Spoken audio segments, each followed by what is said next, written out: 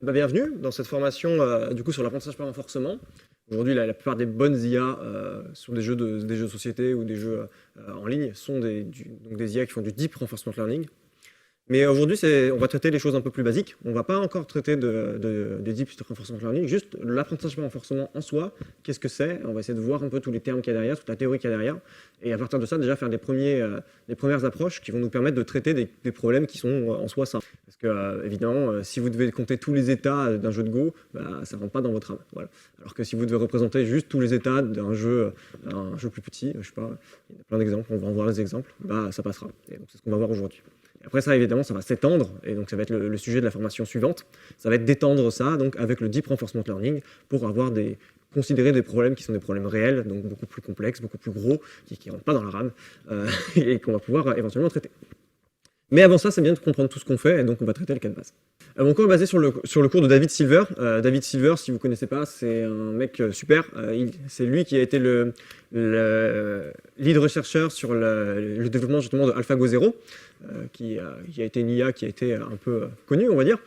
Donc c'est un mec assez vénère qui était aussi un prof et qui a fait une série de cours qui est disponible sur YouTube gratuitement, qui est excellente. Donc c'est une série de 10 cours de 1h30 sur laquelle sont basées cette formation et la suivante. Alors c'est quoi du coup l'apprentissage par renforcement? Qu'est-ce qu'on va faire quand on fait de l'apprentissage par renforcement? En fait, ce qu'on va faire, c'est qu'on va plonger un agent dans un environnement. Ok? Tout simplement, c'est très général. Un agent, ça va être notre IA, quoi, en gros. On va la foutre dans un environnement. Cet environnement, il y aura plein de caractéristiques différentes qu'il pourra avoir. Et nous, ce qu'on va vouloir faire, c'est que cette IA évolue dans cet environnement. Alors, on va essayer de formaliser un petit peu tout ça. Cet environnement, à chaque fois, ce qu'il va fournir, c'est des observations à notre agent. C'est quoi une observation? C'est qu'est-ce que tout simplement l'agent voit. C'est un peu ses yeux, quoi. Donc il voit quoi? Il a une observation.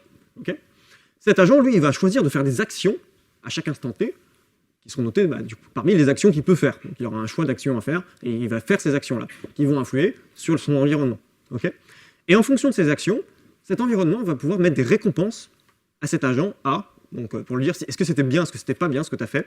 Et ça va aussi l'environnement qui va réagir par rapport à ça et qui va aussi fournir du coup une nouvelle observation de le nouvel environnement après cette action, qu'est-ce qui a changé. Et donc ça va cycler entre observation, action, récompense, observation, action, récompense. Et ce cycle-là, on va l'enregistrer et c'est ce qu'on va appeler l'historique. Okay, maintenant, on va définir ce que c'est qu'un état. Un état, ça va tout simplement être une fonction de cet historique. Alors il y a deux types d'états. Donc il y a l'état qui va être l'état un peu réel, donc ça va être l'état de l'environnement. Donc l'état de l'environnement, c'est imaginer si vous avez des joueurs de poker, c'est qu'est-ce qu'il y a dans la pioche, l'ordre des cartes exactement, et qu'est-ce qu'il y a dans la main de chaque joueur. Ça, c'est l'état de l'environnement. Okay, et l'état de l'agent, ce serait qu'est-ce que l'agent a comme conception de l'environnement. Vous imaginez bien qu'un joueur de poker, il n'a pas la même conception que l'environnement.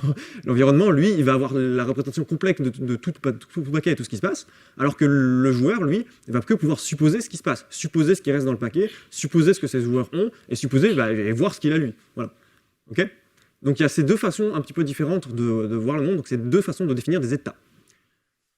Nous, on va travailler sur des états qui sont des états un peu particuliers, qu'on va appeler des états de Markov. Donc ça va être une propriété qui va faciliter un peu notre vie. Ça veut dire quoi un état de Markov? Ça veut tout simplement dire que la probabilité d'obtenir l'état T+1 à partir de l'état T ne va pas dépendre de l'historique.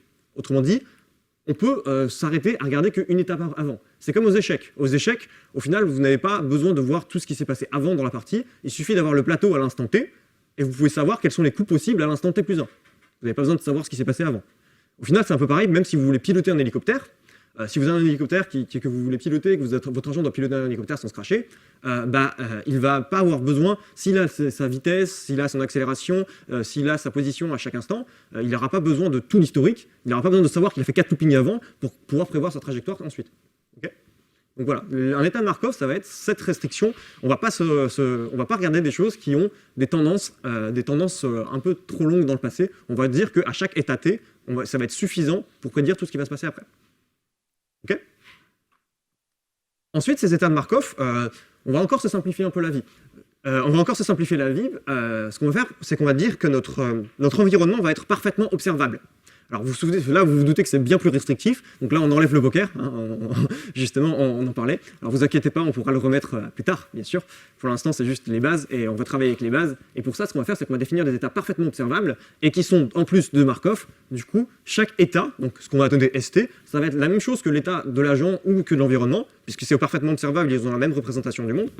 Okay, et en plus, ça va juste être la dernière observation, vu que de toute façon, on n'a pas besoin de tout ce qui s'est passé avant. On n'a pas besoin de tout l'historique, on a juste besoin de la dernière observation, vu qu'elle représente tout ce qui s'est passé avant, parce que c'est un état de Markov.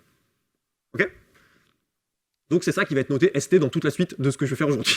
Voilà. Un état, c'est précisément ça, mathématiquement. Ok? Notre environnement, il va avoir un comportement, et ce comportement-là, ça va être ce qu'on va appeler le modèle. Le modèle, ça va être quoi? Du coup, ça va être des combinaisons de les transitions d'état, donc à partir de, si je suis dans l'état S et que je prends l'action A, quelle est la probabilité que je vais être dans chacun des autres états? Okay. Ça peut très bien être déterministe. Hein. Vous pouvez avoir une probabilité de 1 pour un des états et de 0 pour tous les autres. Si c'est juste les échecs, bah, si je fais avancer mon pion, la probabilité que mon pion est avancé, bah, c'est de 1 et tout le reste, c'est de 0. Tous les autres mouvements, de 0. Okay. Elle peut aussi très bien être stochastique. Par exemple, vous pouvez lancer un dé, voilà, et donc selon l'action de votre dé, dans un jeu de rôle, vous allez avoir une réaction de l'environnement en fonction de votre résultat de votre dé. Donc ça veut dire que vous allez avoir une probabilité ici qui sera différente de 1 ou de 0.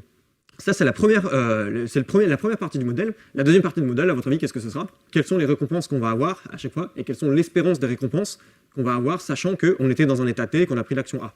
Voilà. Sachant que c'est pour ça que c'est une espérance, hein, c'est que ces récompenses peuvent très bien être des variables aléatoires, tout comme elles peuvent être déterministes. Ça peut tout simplement être une valeur fixe. À chaque fois que vous faites cette action dans cet état, vous avez toujours cette récompense. Mais ça peut aussi être vous avez une probabilité d'avoir une récompense. Ça peut être comme une machine à sous, par exemple. Si vous pouvez tirer une machine à sous, et vous allez avoir un gain qui va être une variable aléatoire. Okay, et donc, le modèle, nous, on a besoin de savoir un peu tout ça. Ce modèle, il peut être connu. Et s'il est connu, bah, vous imaginez que ça simplifie pas mal les choses, hein, parce qu'on va pouvoir faire des prédictions très précises, et on va pouvoir faire ce qu'on appelle de la planification. Et s'il n'est pas connu, on va rentrer dans le domaine qui va nous intéresser pour la suite, à savoir l'apprentissage par renforcement. Parce que justement, on ne connaît pas le modèle, et on va plonger notre IA dans un environnement dont on ne connaît pas le modèle, et nous, ce qu'on va vouloir, c'est que notre IA apprenne à mieux se comporter pour maximiser sa récompense dans cet environnement. Alors la planification, on va quand même pas commencer avec l'apprentissage par renforcement parce que ça serait un peu trop vénère, on va commencer tout doucement, on va commencer déjà en connaissant le modèle, comment est-ce qu'on peut trouver, comment est-ce qu'on peut définir des choses intéressantes autour de ça. C'est ce qui va nous permettre de définir sur la suite qu'est-ce qu'on va vouloir chercher quand on n'aura pas de modèle. Voilà.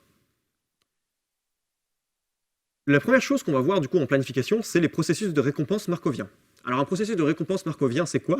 Ça va juste être, vous avez un ensemble d'états et des récompenses.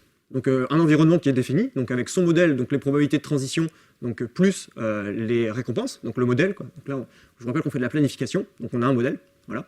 Donc on a un modèle, un espace d'état, un espace d'action, pardon, pas d'action, un espace d'état tout court, justement, et on n'a pas d'action.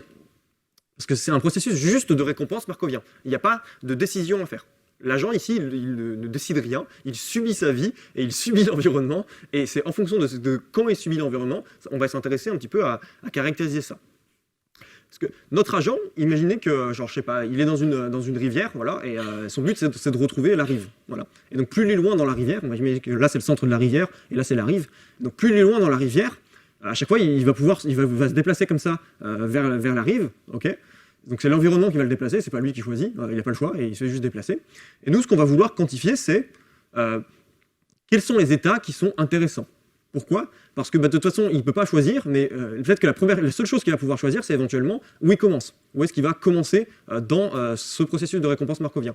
Et donc, on va essayer de voir quels sont les états qui, dans le futur, nous permettront d'avoir la meilleure récompense. Pour ça, on va devoir définir le gain futur. Le gain futur, c'est justement, ça va être la somme de tous les gains qui vont venir après notre état. Vous remarquez qu'il y a un petit facteur gamma à chaque fois, donc là ça ferait quoi? Ça ferait RT plus 1 plus gamma fois RT plus 2 plus gamma carré fois RT plus 3, etc. Okay, pourquoi est-ce qu'il y a ce petit gamma? Pour deux raisons. Il y a une raison mathématique et une raison plus physique. Donc la mathématique est plus facile à trouver, on va dire, parce que comme ça mathématiquement ça converge et c'est mieux. Voilà. Parce que là dans tous les cas, on sait que si on a un gamma qui est constant et qui est entre 0 et 1, strictement, eh bien, on sait que ça va converger. Voilà. Donc ça nous fait qu'on n'a pas de problème, à partir du moment où les récompenses sont bornées. évidemment. Voilà. Si les récompenses sont bornées et que notre gamma est entre 0 et 1 strictement, on sait que mathématiquement, ça va converger. Donc là, on est content, on est dans un cadre qui marche voilà, mathématiquement. Mais physiquement, ça a aussi un autre sens. Physiquement, ça a aussi un autre sens. Ça va un peu quantifier à quel point on est confiant en notre modèle. Parce que vous avez la récompense à RT plus 1 qui a multiplié par 1, donc vous en êtes sûr, c'est la récompense que vous venez d'avoir, donc voilà, vous êtes sûr de ça, ok. Et après, vous allez dire, est-ce que j'accorde vraiment beaucoup d'importance aux récompenses que je vais avoir dans le futur? Parce que si ça se trouve, je me trompe dans mon modèle, et en fait, je vais pas les avoir, Donc par exemple, je pourrais espérer ne pas avoir de récompense pendant très longtemps, et à la fin, dans très longtemps, avoir une très grosse récompense. Mais plus elle est loin, cette récompense, et moins elle est sûre d'arriver. Et c'est un peu ça que va dire ce gamma, aussi. C'est un peu la confiance que vous avez en votre modèle.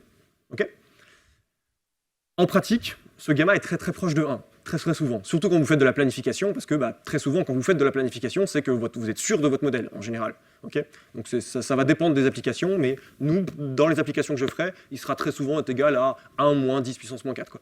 Voilà, grosso modo. Quoi. Comme je vous l'ai dit, ce qui nous intéresse, nous, c'est de voir un petit peu quels sont les états qui sont intéressants. Pour ça, on va définir une fonction qui va être la fonction de valeur d'état. Comme son nom l'indique, elle va donner une valeur à chaque état. Voilà. Donc c'est une fonction des états, donc tous les états S c'est l'ensemble des états. Okay, elle va définir quelle est l'espérance de gain futur, sachant que je suis dans cet état ici. Là, vous vous dites peut-être quelque chose. Là, vous remarquez que quand on dit ça, on suppose que nos valeurs d'état vont être stationnaires. Elles vont être indépendantes du temps, et on va supposer que dans notre modèle, la valeur d'état ne va pas changer avec le temps. Okay, on va supposer qu'il y a de façon sous-jacente des valeurs d'état qui sont indépendantes du temps. Okay, et donc, nous, ce qu'on va voir, c'est le temps qui est représenté ici, il ne faut pas le confondre, c'est le temps de ce que voit l'agent, entre guillemets. C'est quand, dans son évolution de l'environnement, il va observer à cet instant T, il est à cet état, et donc il va comparer la récompense qu'il va avoir après, sachant qu'il était dans cet état à cet instant T. Mais au final, qu'il y soit à l'instant T ou à l'instant T plus 4, ça ne change rien. Ce qui compte, c'est qu'il soit dans cet état, et il va regarder ce qui se passe après qu'il ait été dans cet état. Surtout, en fait, ça ordonne la façon dont l'agent découvre les choses plutôt que la valeur de l'état elle-même. Donc la valeur de l'état, elle est stable, elle est indépendante du temps, okay, mais l'agent, lui, c'est pour décrire à partir de quand il est dans cet état et ce qui va se passer après. Pour détruire la notion de futur, il faut bien qu'il y ait un temps relatif. Mais c'est pas quelque chose qui va être dépendant c'est pas quelque chose qui va marquer la valeur d'état. La valeur d'état, elle sera stable et indépendante du temps. Ça va? C'est clair? Alors ça c'est bien mignon, mais maintenant on se dit super, j'ai ces valeurs d'état, mais du coup, qu'est-ce qu'on veut faire en fait quand on a un processus de récompense markovien? C'est quoi le but au final? C'est de trouver ces valeurs d'état, parce qu'on ne les connaît pas, on connaît juste le modèle, on connaît les récompenses qu'on peut avoir, qu'on peut espérer avoir, donc l'espérance des récompenses qu'on a dans chaque état, éventuellement, c'est ce qu'on a dans le modèle ici. Mais nous, ce qu'on voudrait, c'est carrément l'espérance du gain futur, donc en connaissant les transitions et les récompenses, on veut prédire qu'est-ce qui va se passer. Alors, ça, on peut le résoudre si on n'a que des dépendances linéaires entre les états, etc. On peut le résoudre mathématiquement, mais nous, ce n'est pas ce qui va nous intéresser. On va essayer de faire ça de façon itérative.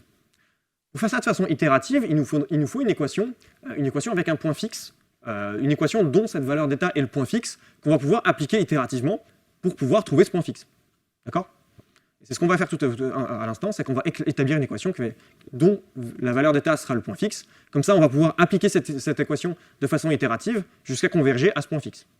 Okay, sans avoir besoin de faire une résolution exacte mathématique. Parce que la résolution exacte mathématique, elle marchera maintenant, mais elle ne marchera pas plus tard, évidemment. Alors cette équation, c'est l'équation de Ford-Bellman, c'est ce qu'on va établir aujourd'hui.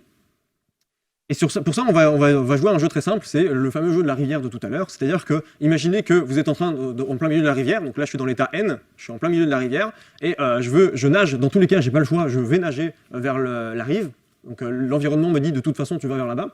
Et à chaque fois que je nage, chaque fois qu'un pas de temps arrive, j'ai une récompense de -1, parce que ça veut dire que j'ai dû faire un effort, et voilà. Et donc mon but, c'est d'arriver à la rive, et une fois que je suis arrivé à la rive, je bouffe plus. Et j'ai pas de récompense négative, je suis à 0, voilà, je suis content. Je suis content parce que je me prends plus des -1, quoi. C'est surtout ça. Okay, donc on va bouger comme ça jusqu'à 0, et une fois qu'on est au 0, on va boucler sur le 0 avec une récompense de 0. Voilà. Ça va? Donc c'est un petit jeu très très simple, c'est juste pour imaginer un peu le processus de récompense markovien. On peut en définir plein d'autres. Hein. On pourrait définir suivre son cursus à Centrale Supélec, subir son cursus à Centrale Supélec, ça pourrait être un processus de récompense markovien. Bref, il y en a plein, et du coup vous pouvez choisir de quel état commencer. Donc par exemple, quoi faire à Centrale Supélec, où commencer à Centrale Supélec pour avoir une meilleure récompense. Ça pourrait être plein de choses à faire différentes. Donc, nous on va se contenter de ce petit jeu. Du coup, vous l'avez vu, donc c'est trop tard. Mais la valeur d'état, quand on y réfléchit, alors pourquoi est-ce que ce serait moins S? Est-ce que réfléchissez un petit peu, essayez de retrouver pourquoi est-ce que la valeur de chaque état S, ce serait moins S? Vous voyez pourquoi? C'est ça. Quand tu es à n, tu dois nager n fois pour aller jusqu'à là. Du coup, tu te prendras moins 1 n fois, donc tu auras une récompense totale de moins n. Okay, et c'est vrai pour n'importe quel état S. Voilà. Donc à chaque fois, la récompense du coup, de la valeur d'un état, parce que le gain futur, on va supposer que notre modèle est parfait, donc gamma est égal à 1 ici, parce qu'on sait que de toute façon, on a un nombre fini d'opérations, donc de toute façon, notre série va converger. Donc il n'y a pas de problème pour ça. Voilà. Et on sait du coup que la valeur de chaque état, ça va être moins S. Okay, et la question, c'est on va vouloir retrouver ça algorithmiquement. Donc pour retrouver ça algorithmiquement, comme je vous l'ai dit, on peut avoir cette histoire de trouver une équation avec un point fixe. Pour trouver cette équation, on va regarder la relation entre S et le S juste après. Okay, donc on va faire en fait une visualisation de un pas, de qu'est-ce qui se passe quand on fait un pas. Okay, quand on fait un pas d'un état à un autre. Donc là, on est dans notre état S et il y a deux choix. Soit on va rester dans l'état S, soit on va aller dans un état S' différent. Donc là, je parle de façon générale. Okay, et donc, qu'est-ce qui va se passer? Donc imaginez qu'il y a deux états seulement, hein, il y a S et S'. Donc là, au départ, j'étais dans l'état S, et après, je peux aller dans l'état S, je peux rester dans l'état S, ou aller dans un état S', autre. Et qu'est-ce qui va me dire quelles sont mes probabilités de transition? C'est justement le modèle qu'on connaît très bien. Le modèle, on le connaît, je vous rappelle qu'on fait de la planification, donc on connaît le modèle, donc on connaît ses probabilités de transition de l'état S à l'état S, et de l'état S à l'état S'. Okay, elles sont définies par le modèle. Et donc nous, ce qu'on va vouloir faire, c'est juste exprimer nos valeurs d'état en fonction de ça. Ça va être quoi notre valeur d'état en fait? Quel est le point fixe qu'on va pouvoir trouver? On va dire que la valeur d'état de S, ça va être quoi? Ça va être égal à la récompense que je vais avoir instantanément quand je suis à cet état, plus la somme pondérée par les probabilités que j'arrive dans un état, des valeurs d'état des états dans lesquels j'arrive. Donc la valeur de mon état, vu que c'est les gains futurs, c'est la valeur de l'état dans lequel je suis, plus c'est la récompense que je viens d'avoir, plus la valeur que je peux espérer avoir quand j'arrive du nouvel état où je suis. Okay, et donc ça va être une somme comme ça. Ça va être la somme donc, de la récompense que j'ai instantanément, plus gamma, parce qu'on utilise notre modèle, donc il y a toujours les gamma fois P là, plus gamma fois la somme, donc la somme pondérée des valeurs des états suivants.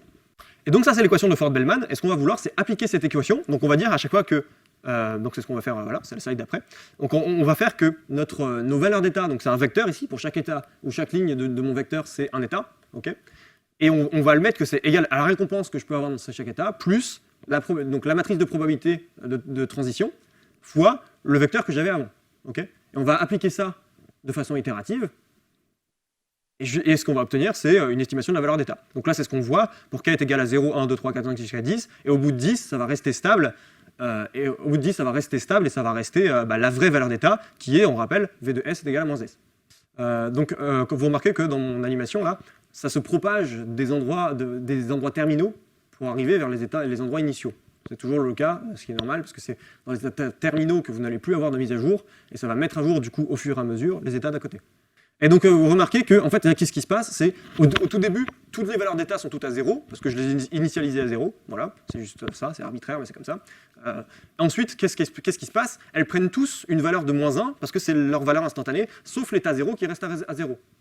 Ok?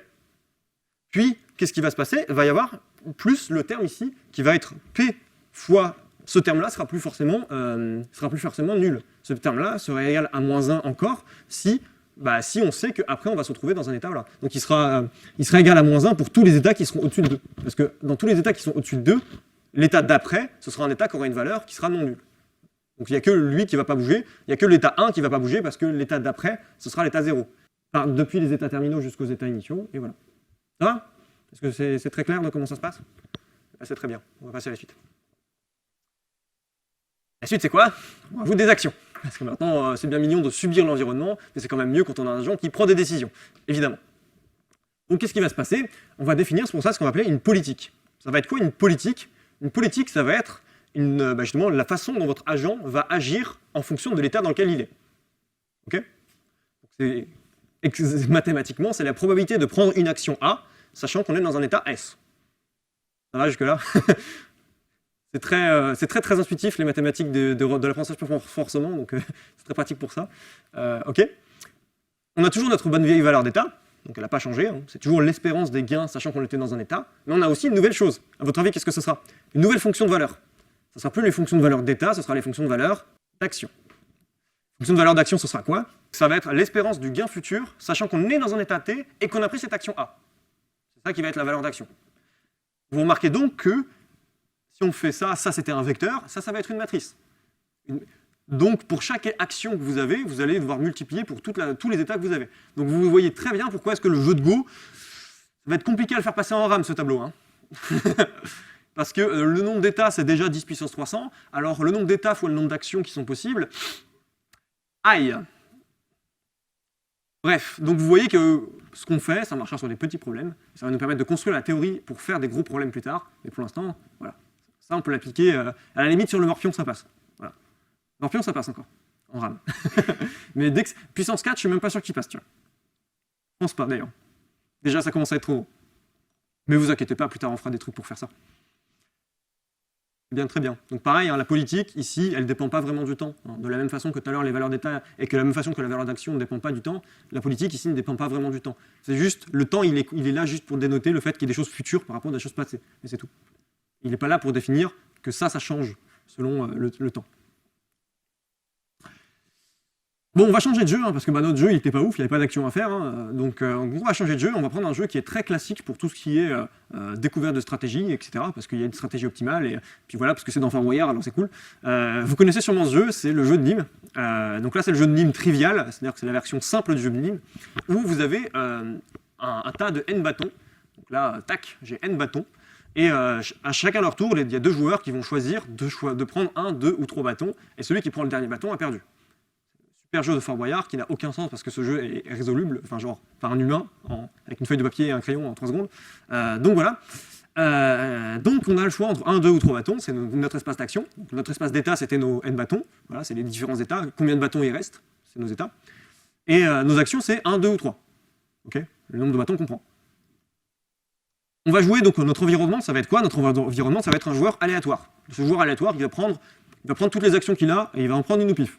Donc il va prendre soit 1, 2 ou 3 pendant le tout début, et à la fin, il va prendre, s'il ne reste que 2 bâtons, il va prendre 1 ou 2, et s'il ne reste qu'un bâton, il n'aura pas le choix. Donc voilà. Ok, ça va juste être un joueur aléatoire.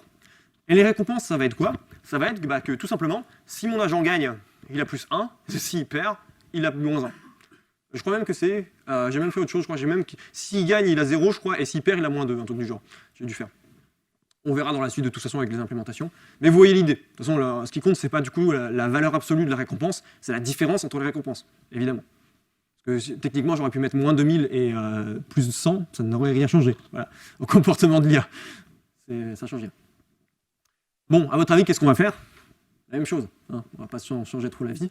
Sauf que la même chose, on va essayer de retrouver pareil une équation avec un point fixe de nos factions de valeur d'état et de notre faction de valeur d'action, parce qu'on en a 2 maintenant, pour essayer de voir un petit peu, de retrouver ces valeurs d'action, ces valeurs d'état à chaque instant. Pourquoi? Parce que si on connaît la valeur d'action à chaque instant, il suffit de prendre l'action à chaque fois qui nous donne la meilleure valeur d'action dans l'état où on est, et on va jouer de la meilleure façon possible. D'accord? Donc c'est ce qu'on va essayer de faire, de trouver ces valeurs d'action, pour avoir la meilleure politique.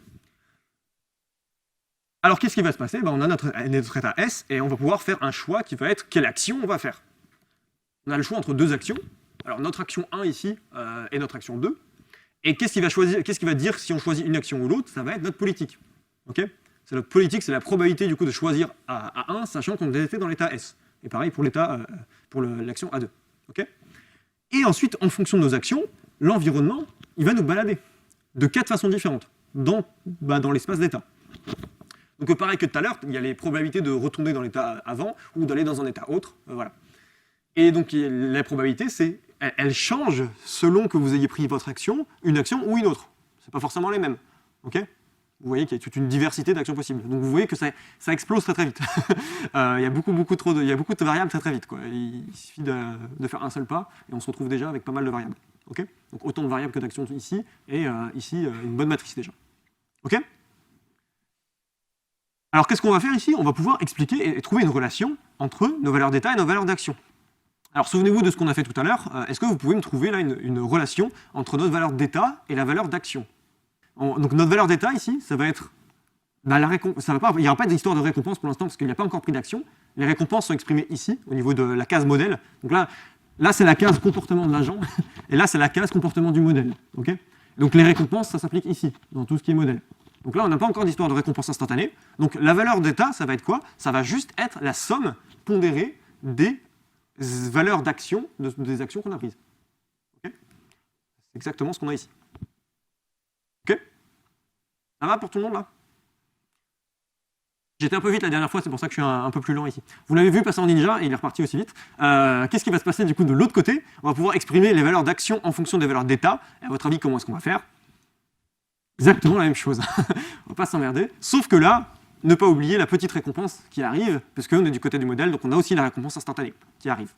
Ok? Donc là, on a notre récompense plus gamma, donc cette fois-ci je ne l'ai pas oublié, voilà, gamma fois la probabilité du coup de passer de l'état S à l'état S', sachant qu'on a pris cette action A, fois la valeur d'état de l'état S' dans lequel on arrive. Ensuite, à votre avis, qu'est-ce qu'on va faire? On va prendre ça, on va le mettre là-dedans, et on va prendre ça, et on va le mettre là-dedans. Voilà. Et qu'est-ce qu'on a? On obtient deux super équations. Donc ici, c'est l'équation de Ford-Bellman dynamique des valeurs d'état. Et ici, ça va être l'équation de Ford-Bellman dynamique des valeurs d'action.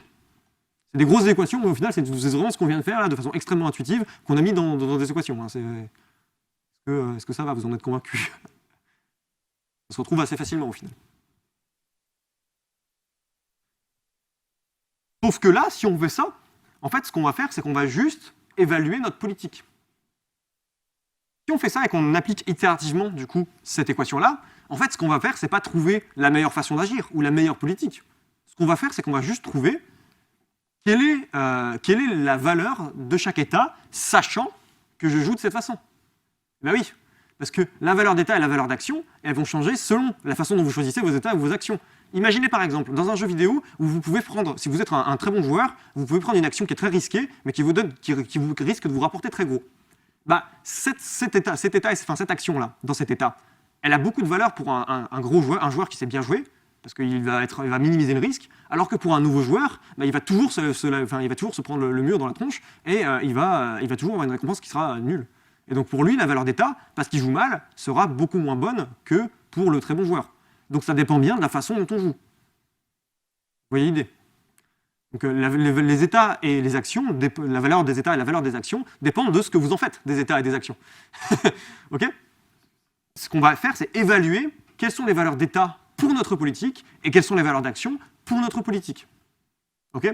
Ce qui peut être intéressant, parce que justement, plus tard, quand on va faire de l'apprentissage par renforcement, donc dans la suite, c'est exactement ce qu'on va vouloir faire. On va vouloir évaluer notre politique, évaluer notre politique, en fait, pour ensuite l'améliorer. Pour l'instant, il n'y a pas de notion d'amélioration, on va pouvoir directement trouver les meilleurs trucs. Pourquoi? Parce qu'on va avoir l'équation de Ford-Bellman, pas dynamique, mais optimale. Ça va être quoi? Bah, en fait, théoriquement, on peut faire les meilleurs choix, de toute façon, parce qu'on a le choix, en fait. Donc, qu'est-ce qu'on va faire? Bah, on va dire qu'à chaque fois, qu'est-ce que je vais prendre comme action? On prend la meilleure action, on ne va pas s'emmerder. À chaque fois, on va prendre la meilleure action, on ne va pas pondérer par notre politique, parce que notre politique, on ne veut même pas qu'elle existe. On veut que notre politique, ce soit fixée directement la meilleure. La meilleure, c'est quoi? C'est celle qui prend toujours le meilleur choix, donc qui prend toujours la meilleure action dans notre état. Okay? Donc la meilleure action, c'est quoi? C'est celle qui va maximiser notre fonction de valeur d'état. Et par contre, pour ce côté-là, ça ne change rien. De toute façon, c'était le modèle, hein, donc ça, c'est même pas notre agent qui choisit. Ça ne change rien. Okay? Sauf que ça va changer du coup les équations en dessous, qui ne sont plus les équations de Ford-Bellman dynamiques, mais celles de Ford-Bellman optimales. L'équation de Ford-Bellman optimale des valeurs d'état devient donc celle-ci. Donc là, il manque des parenthèses, hein, mais vous n'en voudrez pas. Donc voilà, c'est juste plus joli comme ça. Donc c'est celle ça va être tout simplement l'état qui va maximiser la fonction de valeur d'action qu'on connaît parce qu'on l'a ici, en fonction des autres états. Ok? Donc pourquoi est-ce qu'on va pouvoir faire ça? Donc là, à partir de ce moment-là, on ne peut plus résoudre mathématiquement sans algorithme itératif. Du coup, là, on va bien avoir besoin de notre algorithme itératif pour faire ce qu'on faisait tout à l'heure, avec ce qu'on a fait tout à l'heure, mais avec ce nouveau max ici, qui va nous rajouter une bonne grosse non-linéarité qui nous empêcherait de faire un truc mathématique exact. Ok? Et là, pareil, il y a juste à rajouter du coup ce petit terme, donc au lieu d'avoir juste VPI qui était la somme pondérée par la politique, on a juste pris le meilleur, donc on prend la meilleure politique directement, et voilà. Et donc en faisant de façon itérative sur ces magnifiques équations, on obtient des jolies politiques optimales. Alors qu'est-ce que c'est? Je vous rappelle, c'est le jeu de Nîmes, hein, là toujours. Ce que vous avez en bas, c'est les états, donc le nombre de bâtons qui restent. Et ce que vous avez ici, c'est la valeur de l'état. Ok?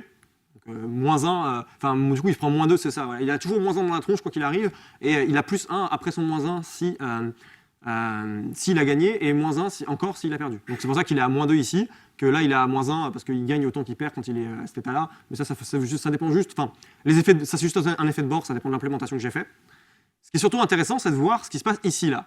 Donc pas sur les bords, mais au centre. Qu'est-ce qu'il a trouvé, notre agent? Enfin, qu'est-ce qu'il a réussi à voir? C'est que les états 5, 9, 13 et tous les trucs modulo 4, comme ça, ils sont vachement nuls comme état. Bah oui, quand tu es dans l'état 4, si tu joues contre un adversaire qui est bon, il va exactement compenser ce que tu vas faire, et du coup tu vas perdre, dans tous les cas. Parce que si tu prends 3, il prend 1, et si tu prends etc. Ok? Donc dans tous les cas, t'es baisé. Voilà. C'est dans l'état 5, pardon. Parce que dans l'état 4, s'il prend 3, il est perdu. Voilà. Donc dans l'état 5, pardon, s'il prend 3, si tu prends 3, il va prendre 1, tu vas perdre. S'il prend 2, si tu prends 2, il va prendre 2, tu vas perdre. Et si tu prends 1, il va prendre 3 et tu vas perdre. Okay? Et donc ça, on a réussi à le retrouver avec nos valeurs d'état. Ok? Ça vous va? Et donc vous remarquez que ça s'est encore propagé des états terminaux pour aller vers les états initiaux. Comme tout à l'heure. Les états terminaux, c'est ici, c'est quand il n'y a plus de bâtons. Ça se propage vers les états initiaux quand il y a des bâtons. Réfléchissez un petit peu à l'algorithme qu'on a vu tout à l'heure. Là, l'adversaire est random ici. Et c'est exactement pour ça qu'on a cette magnifique décroissance exponentielle ici. Parce que l'adversaire est aléatoire et du coup, plus il y a de coups, et moins les coups ont d'importance. C'est normal. Si je jouais contre l'adversaire optimal, ce serait des bons moins 2 ici, ici. Ce que vous pouvez d'ailleurs voir, je crois que je ne l'ai pas encore mis en ligne, mais je le mettrai bientôt, parce que j'ai codé l'adversaire optimal, et notamment plus tard, quand on fera jouer en apprentissage par renforcement, du coup, donc sans connaître le modèle, parce que là on connaît le modèle précis, sans connaître le modèle contre l'adversaire optimal, il va apprendre à trouver la politique optimale, et donc là on aura bien des beaux pics jusqu'à moins 1 à chaque fois. Ok? Jusqu'à moins 2 du coup, oui. Donc ça c'était pour les valeurs d'état. Maintenant voyons les valeurs d'action. Maintenant on a 3 actions, on voit que on a les actions 1, 2 et 3, donc prendre 1, 2 ou 3 bâtons, et on voit les valeurs de chacune de ces actions dans chacun des états. Donc on voit bien que dans l'état 2, vaut mieux prendre un bâton que en prendre n'importe quoi d'autre. Parce que dans tous les cas, on a perdu si on n'en prend pas un. Okay, pareil ici, s'il en reste 3, il faut en prendre 2. S'il en reste 4, il faut en prendre 3. S'il en reste 5, dans tous les cas, vous n'êtes pas sûr de gagner. Votre espérance de gain n'est pas de 1. Mais par contre, si vous en jouez que 1, vous avez vu qu'il joue contre l'aléatoire, il y a plus de chances que l'aléatoire fasse de la merde, et donc il gagne quand même. Ce qui est logique. Okay, alors que s'il prend 3, il se condamne. D'ailleurs, pas totalement, il se met une chance sur 2. Ou un truc du genre. Et donc après, dans les états après, on trouve bien que s'il a 6, il faut qu'il prenne 1 pour que l'autre arrive à 5, comme ça il est sûr de gagner, etc., etc. Donc on a bien réussi à trouver la politique optimale, qui est celle-ci, la politique optimale qui est dans chaque état, quelle est l'action à prendre pour jouer de façon optimale. Ça vous va? Donc ça, c'était la planification.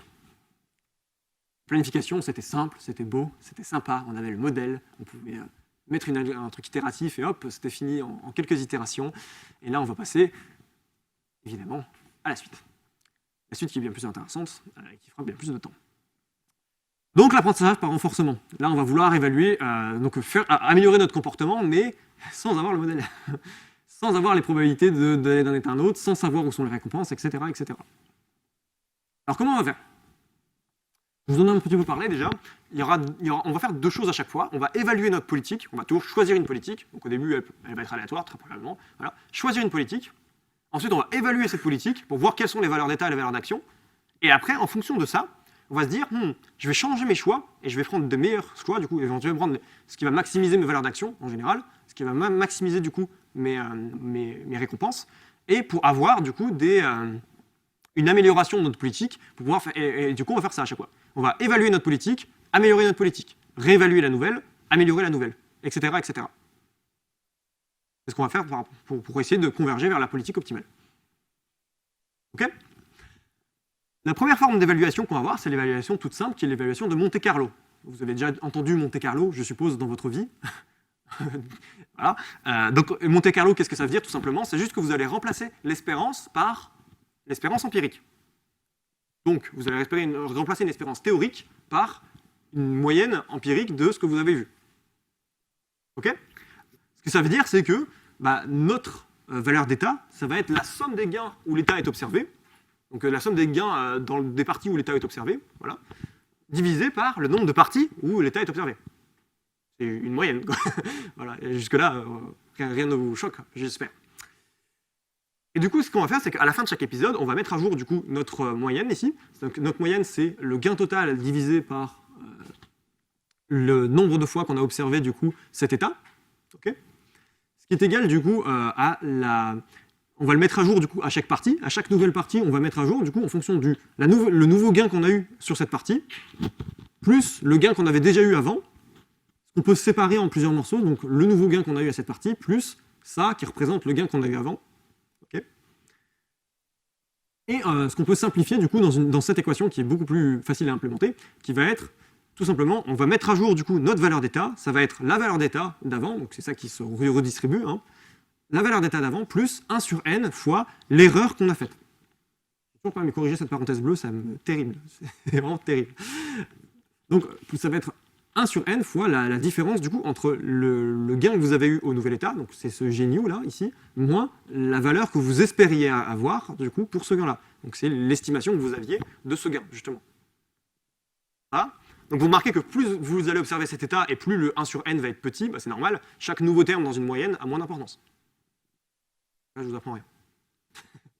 Ok? Donc ça c'est ce qu'on va faire itérativement. Donc, qu'est-ce que ça représente, en fait, Monte Carlo? C'est qu'à chaque fois, on va faire une partie, comme ça, là. On va faire une partie, donc là, c'est toujours le jeu de mime, hein. Donc il y a toujours nos 20 états, et ici, avec les valeurs d'état, c'est exactement le graphique qu'on avait tout à l'heure.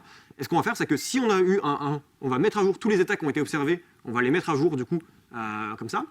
Donc, on va les mettre à jour pour qu'ils se rapprochent du 1, parce qu'on se rapproche, du coup, la moyenne va se rapprocher de ce qu'on voulait avoir. Donc, ça, c'est censé être égal à ça, en soi, en moyenne. Et donc voilà, ce qu'on va faire ça pour chaque état. Alors il y a une autre façon de faire Monte Carlo, parce que là pour l'instant c'est un Monte Carlo exact, donc avec une moyenne exacte. Il y a une autre façon de le faire, c'est un Monte Carlo à pas constant. Ça veut dire quoi à pas constant? Ça veut dire qu'au lieu de mettre le 1 sur n, et donc de mettre une décroissance de l'importance en fonction du nombre de fois qu'on observe, on va juste mettre un alpha ici constant. Ça, quand tu as ton 1 sur n ici, tu donnes autant d'importance à toutes les expériences. Et là par contre, tu vas donner une meilleure importance aux événements les plus récents. Pourquoi? Parce que ça, c'est très beau quand vous voulez évaluer quelque chose de stationnaire, mais je vous rappelle que nous, ce qu'on va vouloir faire, c'est changer ça. On va vouloir changer ce pi. On va trouver une meilleure politique à chaque fois, et l'améliorer. Et du coup, ça va changer. Et donc, ce ne sera pas un environnement stationnaire. Et comme on n'est pas dans un environnement stationnaire, on veut mettre à jour, les événements récents auront plus d'importance que les événements passés. Et donc, en fait, quand vous mettez un alpha ici, vous allez faire un oubli exponentiel, du coup, des valeurs anciennes. Ok? Et donc ça fonctionnera dans les environnements non stationnaires, ce qui est beaucoup plus intéressant. Vous remarquez que c'est un alpha, c'est pas pour rien. Si vous avez suivi mes anciennes formations, promis, quand on passera à la prochaine formation, ce sera exactement le même alpha que plus tard. Donc ce alpha, vous pouvez presque l'appeler un learning rate. C'est prêt. Parce qu'en pratique, c'est ce même alpha qui va faire la vitesse d'apprentissage plus tard, quand on passera bien plus tard au deep reinforcement learning. Ok? Bon, donc comme je l'ai dit, fonctionne en situation non stationnaire, c'est cool. Ça va pour Monte Carlo? Ça, c'est une évaluation, on veut évaluer notre politique, sauf que notre politique va changer, du coup c'est bien d'avoir une évaluation qui va glisser aussi. Il y a d'autres façons d'évaluer des politiques, donc là vous remarquez qu'on a tout mis à jour, comme ça, là, bam, vers le haut. Il y a d'autres façons de le faire, surtout que là on est obligé d'attendre d'avoir fini une partie pour pouvoir mettre à jour notre politique. Mais on ne veut pas forcément finir la partie, on veut pouvoir éventuellement, pendant qu'on apprend, le faire. Imaginez par exemple que vous êtes dans un environnement où il n'y a pas de partie, genre votre hélicoptère que vous voulez faire voler, voilà. Vous avez votre hélicoptère et vous voulez que votre IA apprenne à le faire voler, vous n'allez pas attendre qu'il se crache 47 fois pour pouvoir mettre à jour à chaque fois qu'il se crache. Voilà. C'est pas quand la partie est terminée que vous allez mettre à jour. Nous, on n'attend pas de crever pour pouvoir mettre à jour notre fonction de survie. Hein. Généralement, on essaie à chaque étape, à chaque fois qu'on fait quelque chose, de mesurer le danger, et donc à partir de ça, de mettre à jour ce qu'on fait. Okay, si vous mettez votre main sur le feu, vous n'allez pas attendre de voir si votre main est complètement cramée pour mettre à jour votre politique. Voilà, vous allez la mettre à jour très très vite normalement. Voilà. C'est pareil ici. On va vouloir faire des choses qui s'adaptent du coup dans l'environnement, ce qui va fonctionner dans des environnements qui ne sont pas terminaux, qui n'ont pas d'état terminal. Okay, donc des environnements qui vont bouger, comme la vie, par exemple. Donc ça ne s'appliquera pas aux parties d'échecs, certes, mais ça s'appliquera à plein d'autres environnements que vous pouvez éventuellement rencontrer. Ça, c'est ce qu'on va appeler la différence temporelle. Et là, on va pouvoir faire un truc incroyable, c'est du bootstrapping. Là, c'est beau parce que c'est un des seuls moments, tu vois, où tu peux utiliser ce mot, tu vois, et qu'il a vraiment son sens, tu vois, genre de base. Ce qu'on va faire, c'est qu'on va bootstrapper, c'est-à-dire qu'on va court-circuiter un petit peu ce gain. On va faire une estimation du gain avant de l'avoir obtenu. Notre gain, on se rappelle, c'est R plus gamma RT plus 2, etc. Bref, c'est le gain futur, quoi. Voilà. Mais on peut l'écrire, du coup, c'est aussi R plus gamma fois le gain futur, mais après, à l'étape d'après. Et donc, ce qu'on va pouvoir dire, c'est que notre gain futur, c'est environ égal à la récompense qu'on vient d'avoir, plus gamma fois la valeur d'état de l'état d'après. Sachant que la valeur d'état d'après, c'est l'espérance du gain de l'état d'après, du coup. Ça va? Et on va utiliser ça pour estimer notre gain et pour qu'à chaque étape, on puisse corriger notre valeur d'état. Et du coup, à la fin de chaque étape, on va pouvoir dire que notre valeur d'état, ça va être notre valeur d'état plus notre learning rate, là, hein, notre vitesse d'apprentissage, fois ce terme-là qui est le gain estimé. Donc vous vous souvenez, avant c'était juste G tout court, donc le gain réel dans Monte Carlo. Là, c'est plus Monte Carlo ici, c'est la différence temporelle, du coup c'est le gain estimé moins le gain qu'on voulait avoir. Donc en gros, on a eu une étape de vérité, et à partir de cette étape de vérité, on va vouloir faire une prédiction un peu mieux. Alors vous vous doutez bien que contrairement à Monte Carlo, cet estimateur est biaisé, parce qu'il va dépendre beaucoup plus des valeurs initiales, vu que vous utilisez les valeurs initiales pour votre prédiction. Donc c'est quelque chose qui est biaisé, mais qui en pratique est très efficace. Ok ? Et qui marchera dans des environnements différents. Donc, encore une fois, quand je dis biaisé, c'est mathématiquement. Très souvent, entre la pratique et quand vous codez des trucs et mathématiquement, là, on va revoir un exemple plus tard, il y a souvent une très grosse différence, quand même, on va se mentir. Du coup, là, il est biaisé, mais en pratique, il marche très très bien. Et surtout, en pratique, il va peut-être, même si vous êtes décalé, comme je l'ai dit, même si vous êtes biaisé et que du coup, votre récompense va être de 1 au-dessus ou de moins 1 en dessous, en fait, on s'en fout. Nous, ce qui nous intéresse, c'est la différence entre ces états-là. On veut savoir quels sont les meilleurs états.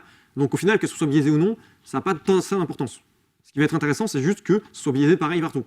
Et ce qui, en général, va être le cas. Et juste pour plus tard, cette erreur, on va l'appeler delta t pour l'erreur. À l'instant t. Donc ici, à quoi ça correspond en comparant avec Monte Carlo? Monte Carlo, à chaque fois, on corrigeait tous par rapport au gain final. Maintenant, on va tous les corriger par rapport à l'estimation qu'on a du gain final par rapport au truc d'apprend. Donc à chaque état, on va corriger par rapport à l'état d'après. Ok? Donc là, le gain estimé, vu que... Alors, à chaque fois, les récompenses sont nulles. Hein. C'est pour ça que c'est exactement la valeur d'état, à chaque fois que la correction là. Elle s'applique exactement à la valeur d'état de l'étape d'après, parce que à chaque fois, les récompenses sont nulles, jusqu'à la fin. À la fin, où il y a le gain final, où il y a une récompense justement. C'est pour ça que là, il n'y a pas une histoire de valeur d'état suivante, mais il y a le gain. Donc là, c'est la récompense qui le fait monter. Mais par exemple, si vous aviez ici, en plus, une récompense de 0,5, ou je ne sais pas combien, de 0,1, vous arriverez là, et pas juste là. Vous auriez là parce que vous avez ça, plus le 0,1 de la récompense instantanée que vous venez d'avoir. Du coup, vous arriveriez là. Okay, là, c'est juste parce que les récompenses sont nulles. C'est vrai que c'est un peu un cas particulier, mais voilà. Donc c'est un peu... voilà, il y a plein de choses à tester. Là, je vous donne la théorie. Après, vous en ferez ce que vous voulez. Il y a énormément de choses qu'on peut faire avec cette théorie. Avec ça, plus la suite, surtout. la suite qui rajoute beaucoup de choses, beaucoup de possibilités encore. Mais déjà, avec ça, vous pouvez vous amuser à faire des morpions, des trucs comme ça, à bien manipuler les trucs. Il y a déjà pas mal de choses à faire. Rien qu'avec ça, il y a pas mal de jeux quand même qui rentrent en RAM, qui n'ont pas beaucoup d'états. Pensez à des jeux qui n'ont pas beaucoup d'états et d'actions. Il y en a quand même quelques-uns qui sont OK et qui se codent assez bien. Genre, il y a le Morpion, il y a plein de petits jeux comme ça. Bon, ça va pour ça? Parce que là, ça va se compliquer un petit peu. On va arriver à un des endroits qui est un peu plus compliqué, donc concentrez-vous. Parce qu'on va vouloir généraliser ça. Voilà. Donc là, on avait la différence temporelle. On a eu Monte Carlo. Et on va vouloir généraliser un petit peu cet effet de à quel point est-ce qu'on veut bootstrapper ou pas. Parce que là, ce qu'on a fait, c'est qu'on a bootstrappé totalement. C'est-à-dire qu'on a dit, je prends juste un pas, et à partir de ce pas-là, je faisais mon estimation. Mais pourquoi est-ce qu'on ne ferait pas 2 pas, par exemple? On fait 2 pas, et à partir de ces 2 pas-là, je vais améliorer mon estimation. Donc là, imaginez que j'ai mon gain, je vais dire que c'est RT plus gamma fois RT plus 1, RT plus 2, pardon, plus gamma carré fois RT plus 3. Plus fois VT plus 2, pardon. Fois le gain futur. Bref, vous m'avez compris. C'est écrit de toute façon. OK? Donc on pourrait faire 2 pas, 3 pas, 4 pas, 5 pas, une infinité de pas. Et si on fait une infinité de pas, qu'est-ce qui se passe? Donc là, voilà, ça c'est le gain estimé. Si on fait une infinité de pas, qu'est-ce qui va se passer? On va tomber sur un Monte Carlo. Ok? Tout simplement, hein, si on fait une infinité de pas avant de se mettre à jour, c'est juste qu'on attend la fin de la partie en fait. Et du coup, c'est juste Monte Carlo. Ok? Et donc ça, c'est sympa, donc c'est cool, on se dit, ouais, bah, on peut éventuellement faire ça, mais le gros désavantage qu'on a avec ça, et qu'on avait avec Monte Carlo, c'est que bah, on doit toujours attendre d'avoir fait la fin de la partie. Donc on doit attendre d'avoir eu ces récompenses. Parce qu'à chaque fois, c'est une fois qu'on est là-bas, qu'on a fait les récompenses, qu'on va dire, bon, ok, les états d'avant, vous allez vous mettre à jour, parce qu'entre-temps, depuis vous, on a eu ces récompenses-là. Du coup, vu qu'on a eu ces récompenses-là après vous, mettez-vous à jour sur votre gain estimé. Mais nous, ce qu'on voudrait pouvoir faire, c'est que notre état, quand il s'active, il envoie un message aux autres en disant « Ok, j'ai participé, les prochaines récompenses, je participe. Hein. » Voilà. Et que notre état, quand il s'active, il dise aux autres « J'ai participé. Donc s'il y a des récompenses après, mettez-moi aussi à jour. Parce que j'ai participé. » Vous voyez l'idée? Et les trucs qu'on va pouvoir se dire, c'est qu'un état, plus il a été répété, plus il a de chances d'avoir participé au gain futur. Et plus il est proche, donc plus il est proche du gain qui a été fait, plus bah, il a eu des chances d'avoir de l'importance. C'est exactement ce qu'on va faire ici. On va noter ça. Cette espèce de... Alors là, vous voyez que j'ai oublié d'animer ça. Donc on se rappelle ce terme de delta qu'on a vu tout à l'heure, qui va être utile du coup. Ce qu'on va faire, c'est qu'on va avoir une fonction qui va être une fonction d'importance. On va apporter à chaque état une importance. Okay, cette importance, elle va se prendre en plus 1 à chaque fois que l'état est activé. Donc s'il est activé plein de fois, il va prendre plein de plus 1 d'un coup. Okay, et surtout, à chaque pas de temps, il va être multiplié par un facteur lambda, donc par le gamma, mais ça c'est le gamma de tout à l'heure, de toute façon il est quasiment égal à 1, donc on peut même limite l'ignorer. Voilà. Et par un lambda qui sera entre 0 et 1. S'il est égal à 0, qu'est-ce qui se passe? Bah, vous allez considérer que l'importance d'un état, c'est juste l'état qui est activé. Okay, et s'il est égal à 1, ben, qu'est-ce qui se passe? Vous allez considérer que l'importance de l'état, c'est les importances des états, que tous les états ont été importants, et que leur importance ne va jamais se dégrader avec le temps. Ok, ça va? Et donc vous allez mettre à jour vos poids en multipliant, en faisant ce qu'on a fait tout à l'heure avec le delta, mais en attribuant cette récompense instantanée à tous les états qui ont eu de l'importance. Donc ça, vous n'allez pas l'appliquer que à l'état en cours, mais à tous les états. Et donc tous les états qui ont été activés vont être mis à jour. Okay, et donc qu'est-ce qui se passe? Remarquez, si lambda égale 0, bah ça vaut juste 1, donc ça vaut juste 1, et donc on retombe exactement dans le TD0.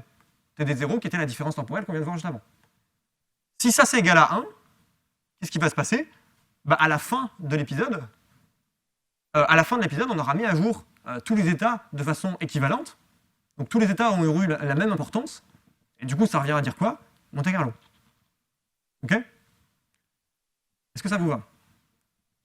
C'est un peu plus compliqué, du coup prenez le temps de bien vous imaginer le truc. Donc imaginez-vous bien qu'avant on attendait de faire les états et on envoyait la récompense en arrière, ce qu'on faisait avec Monte Carlo.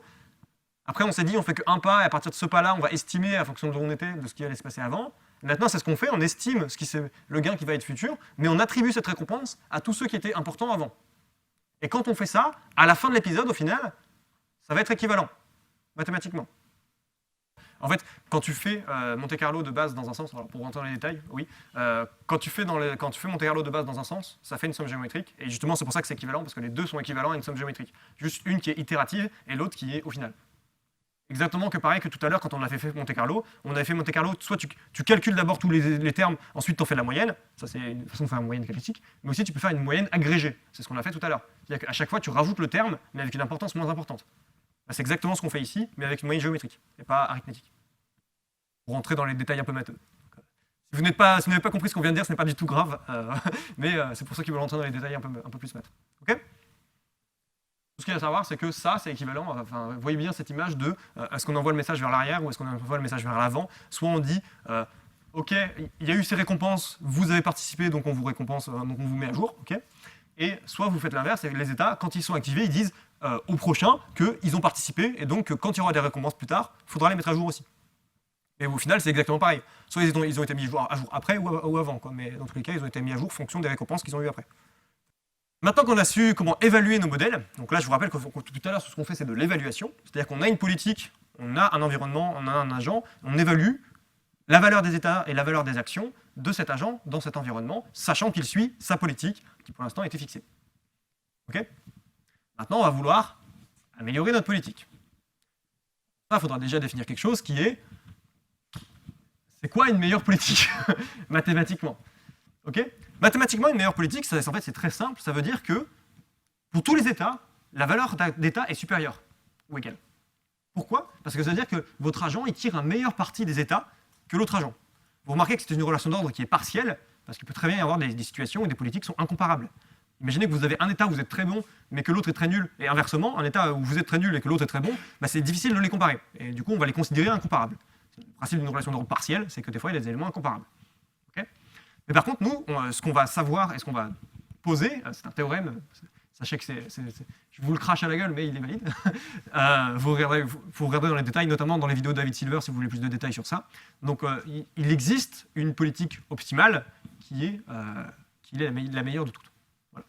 Okay? Il existe une politique optimale et, qui profite au mieux de tous les États. Alors oui, ce n'est pas intuitif, je ne trouve pas non plus. J'avoue que je n'ai pas encore creusé assez dans les détails pour pouvoir vous en parler avec assurance. Du coup, je préfère garder ça sous silence un petit peu.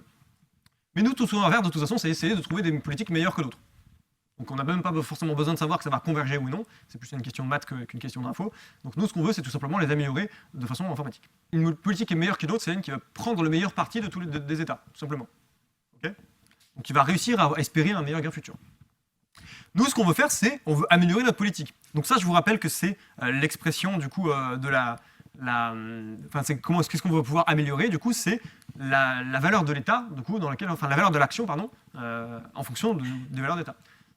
Un problème là, il y a un gros problème, c'est que si on veut maximiser ça, donc trouver quelle est la meilleure action à chaque fois qui donne la plus grande valeur d'action, pardon, c'est le modèle, on ne le connaît pas. Là, on fait de l'apprentissage par renforcement, donc le modèle est inconnu. Donc, on ne va pas pouvoir utiliser les valeurs d'état. Ça tombe bien, on a des valeurs d'action.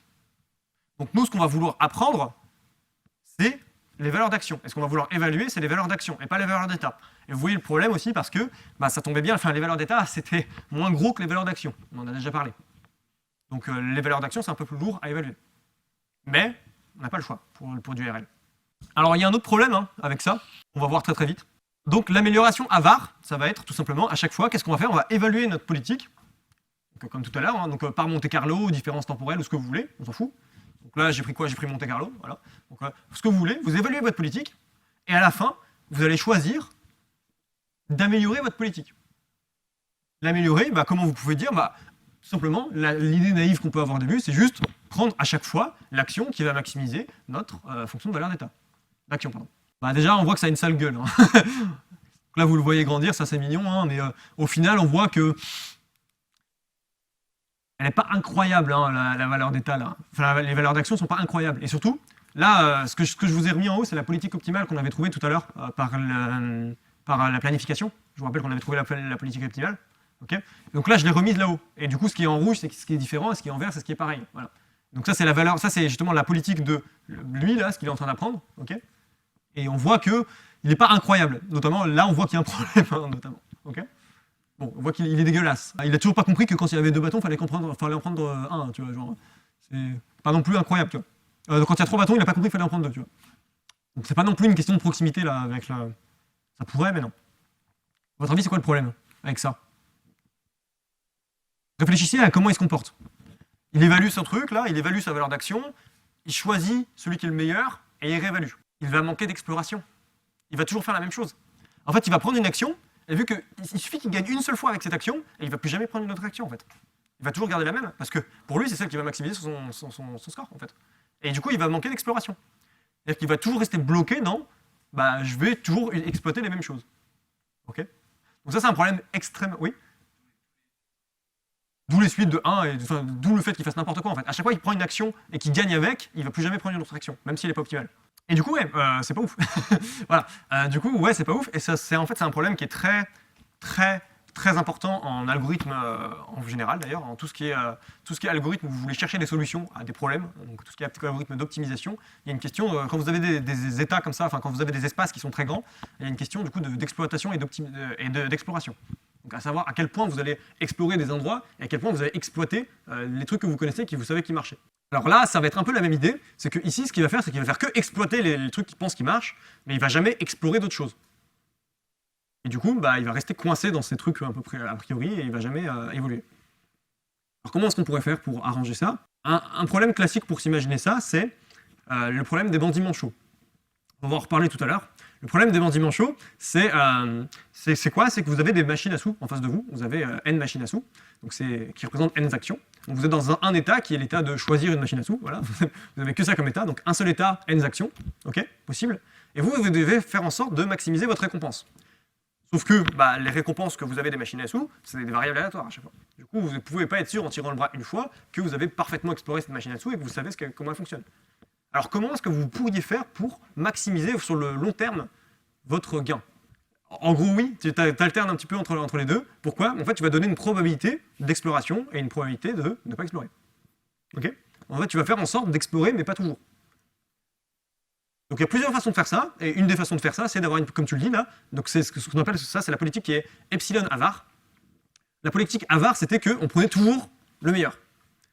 Alors la politique epsilon avar, à votre avis, ce sera quoi? On va donner une probabilité epsilon de prendre un truc au pif. Ok? Donc avec une probabilité 1 moins epsilon, vous allez prendre le meilleur, et avec une probabilité epsilon, vous allez prendre un des meilleurs trucs. Et donc là, on voit que ça, c'est pas si mal, parce que on voit qu'au début, il prend un peu les trucs avares, et puis après, il va se mettre à jour, et au final, bien mesure, il va converger vers quelque chose, enfin, il va commencer à explorer, et converger vers quelque chose de plus intéressant. Donc là, au début, on voit qu'il est très très avare, là. Et après, au fur et à mesure qu'il commence à faire des parties, avec les epsilon qui deviennent, qui sont constants, du coup, ils se répètent au fur et à mesure, et donc ils vont bien apprendre. Donc au final, on obtient un truc comme ça. Bon, petit commentaire, à votre avis, pourquoi il est là, lui, là? Pourquoi est-ce qu'il fait de la merde? De toute façon, c'est pas qu'il gagne jamais, c'est qu'en fait, c'est des états qui, techniquement, pour lui, il n'y a aucune des trois qui est meilleure, en fait. Genre, d'ailleurs, on voit qu'ils sont très très proches. Donc, en fait, elles sont très très proches, et du coup, ça revient de l'erreur numérique, en fait, plus qu'autre chose, tu vois. Voilà. Mais on voit que pour tous les autres états, donc, et encore là, pour le 9 et le 13, il y a eu de la chance, mais voilà. Grosso modo, on voit que pour le 9 et pour le 13 aussi, ils sont très proches quand même, et on voit que plus c'est loin dans les initiaux, plus l'erreur a une influence, enfin, plus elle devient similaire par rapport à la vraie différence, quoi, entre guillemets, quoi. Donc ça devient très bruité. Il joue toujours contre l'aléatoire, hein, là. D'ailleurs, pour ça qu'il y a toujours cette exponentielle décroissante. Ok? Bon, un commentaire sur cette politique. À votre avis, c'est cool, mais pourquoi c'est pas non plus optimal? C'est pas le problème de cette politique. Si vous continuez de jouer toujours avec cette politique. Ouais? Il va continuer d'explorer, même s'il a trouvé la solution optimale. Genre là, il va continuer de temps en temps. En fait, si vous faites une partie au pif, il y a une probabilité non nulle pour que d'un coup il se mette à faire n'importe quoi. Genre d'un coup il va se dire je suis dans l'état 2, je vais prendre 2 bâtons. Donc, qu'est-ce qu'il faudrait faire, à votre avis? Il faudrait faire quelque chose qu'on va dire une amélioration qui est greedy in the limit with infinite exploration. Donc, GLI. Pourquoi? Ça veut dire qu'à chaque fois, on veut que le nombre de fois qu'on observe un état soit infini.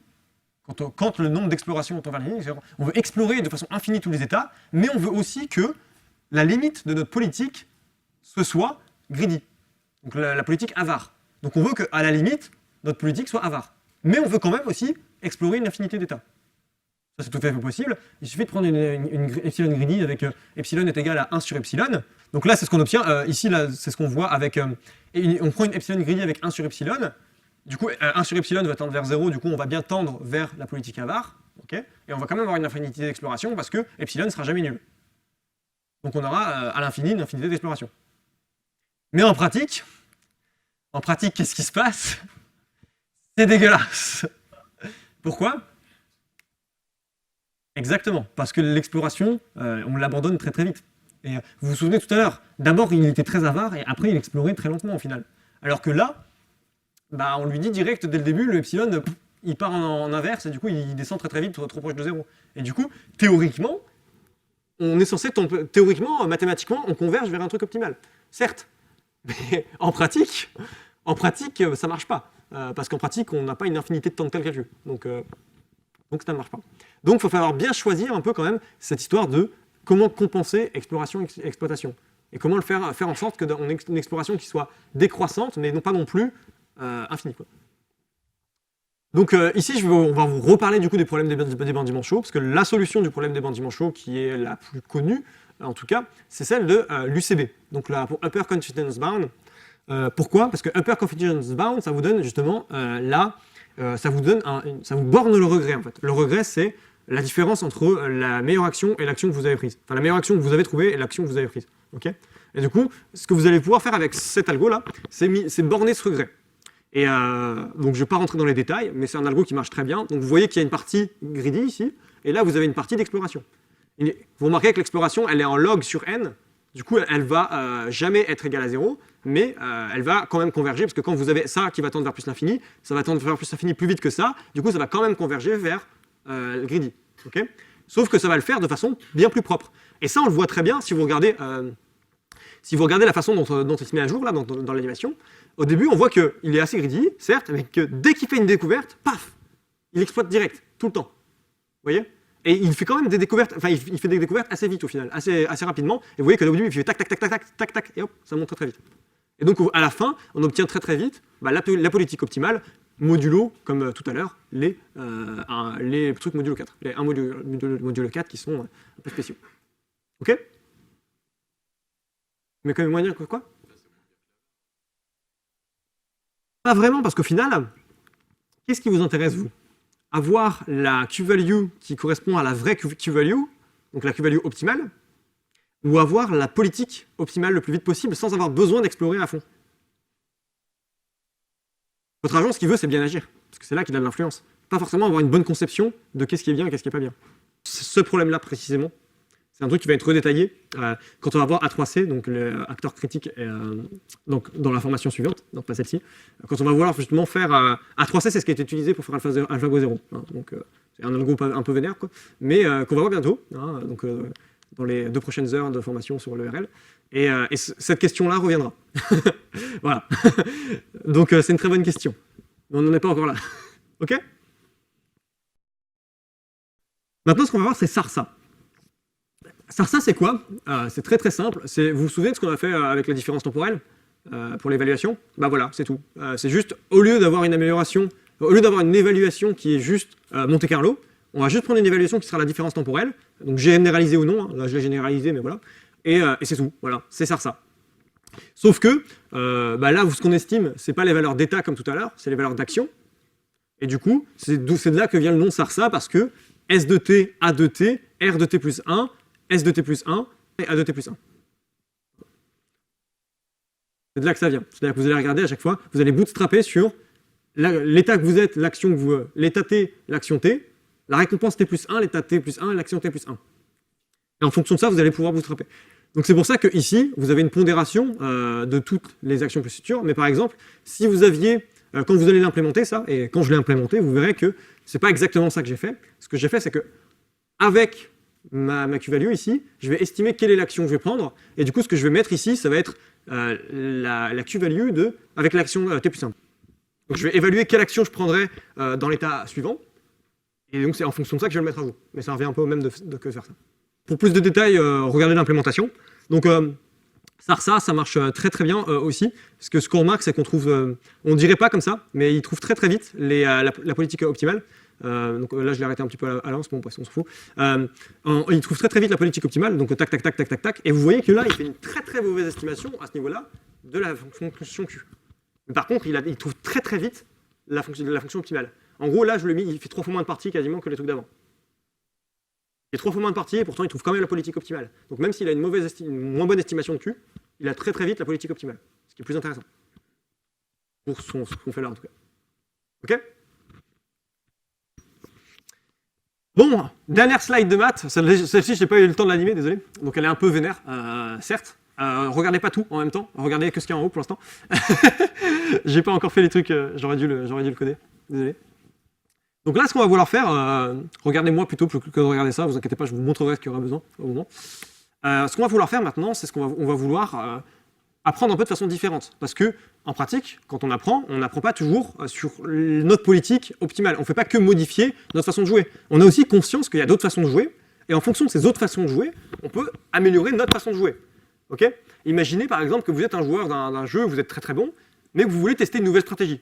D'un coup, vous allez faire des trucs qui n'ont aucun sens, c'est-à-dire qui ne sont pas du tout optimales pour vous, mais que vous allez tester, en sachant que vous pensez pouvoir jouer mieux. Okay ? Et donc, vous allez pouvoir apprendre d'un truc sur lequel vous explorez pour améliorer une autre politique. C'est ça qu'on va vouloir faire maintenant. On va vouloir faire de l'apprentissage où on va apprendre pas sur notre politique, mais sur une autre politique. C'est un peu l'apprentissage de par-dessus l'épaule de quelqu'un. Tu regardes ce qu'il fait, et en fonction de ce qu'il fait, tu vas pouvoir améliorer toi ta façon de jouer. Ça vous va? Et donc là, c'est exactement ce qu'on va vouloir faire. Donc pour ça, c'est cette équation qu'il faut regarder avant.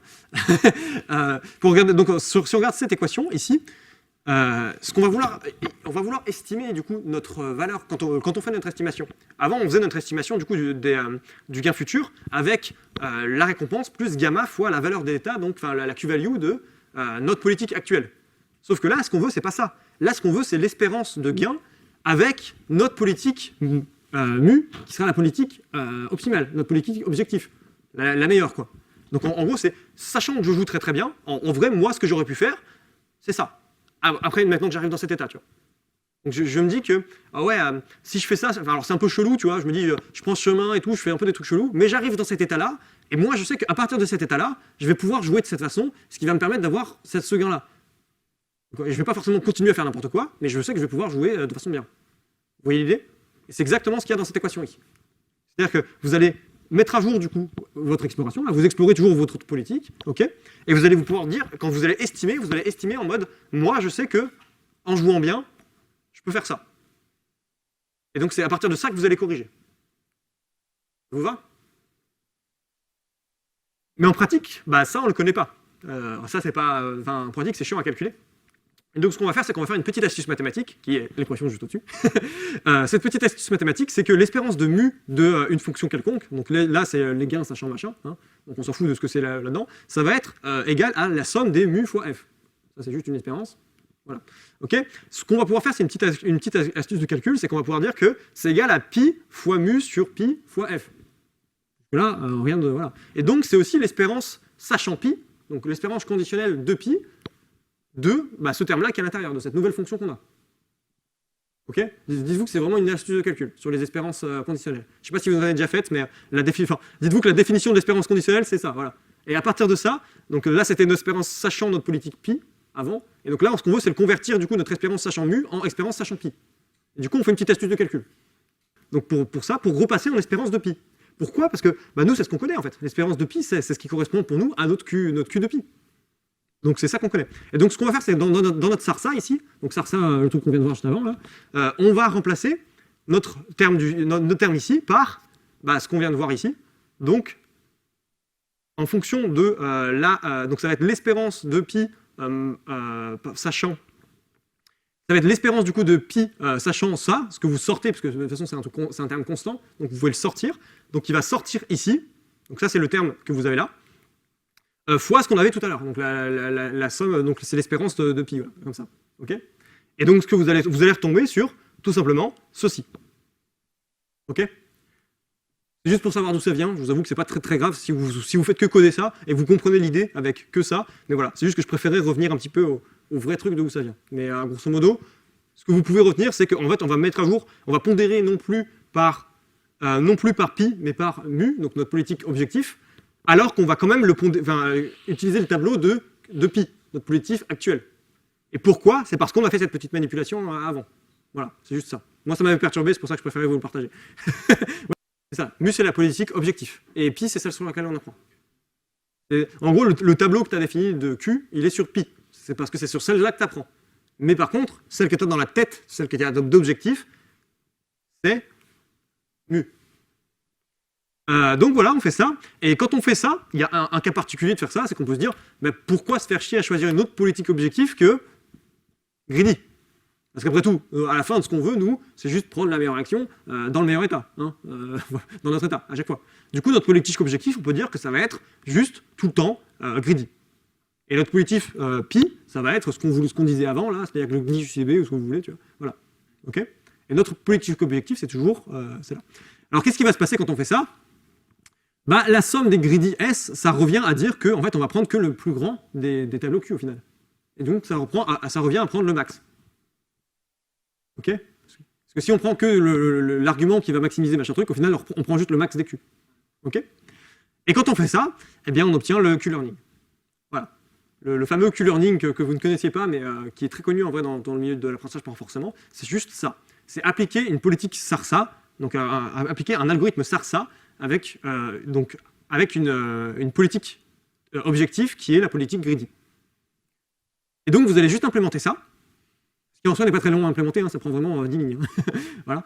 Donc, vous allez implémenter ça, et vous allez avoir cette magnifique algorithme qui converge très très vite et très très bien. Là, en termes de nombre d'étapes qu'il faut, c'est vraiment ridicule par rapport à ce qu'on avait avant. En quelques milliers de parties, alors qu'avant on était dans les millions, on finit quoi.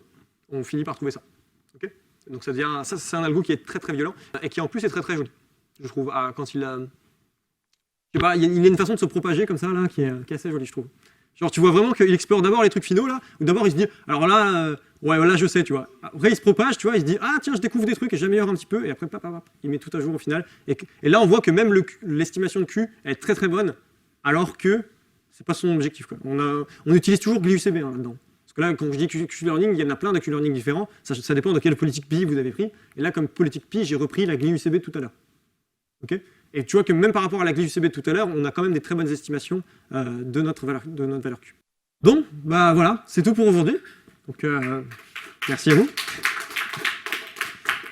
J'espère que ça vous a plu comme formation. Donc, n'hésitez pas en vrai à essayer d'appliquer ça, comme je disais, à des petits jeux, des petits trucs, si vous voulez vous entraîner à vraiment bien comprendre ce qui se passe. Sachant que, évidemment, comme je l'ai dit, ça ne s'applique pas à des vrais problèmes, des gros problèmes que sont les échecs, le Go, que sont piloter un hélicoptère, que sont tous les milieux qui sont continus. Parce que là, on n'avait que des états qui étaient discrets, que des actions qui étaient discrètes. Mais quand on a des états continus, des actions continues, comment est-ce qu'on fait quand on a des actions qui sont trop nombreuses pour être comptées, comment est-ce qu'on fait voilà. Quand on a même pour la planification au final. Des fois on a de la planification, mais on a des matrices qui sont tellement grandes qu'on ne peut pas les calculer en fait. Et on ne peut pas les estimer bien, même si on connaît le modèle. Voilà. Si vous avez un problème en tête, genre que ce soit conduire une voiture ou quoi, si vous avez des problèmes en tête que vous voulez résoudre par apprentissage par renforcement, faites déjà des versions très simplifiées de votre modèle qui rentrent dans ce cadre. Essayez de le résoudre avec ces versions très simplifiées. Ce sera déjà une première étape qui vous permettra de bien maîtriser l'apprentissage par renforcement en soi avant d'aller maîtriser le deep apprentissage par renforcement. Ok? Donc l'apprentissage par renforcement profond en français. Ok? Donc voilà, si vous avez des questions, n'hésitez pas. Et voilà, merci d'être venu.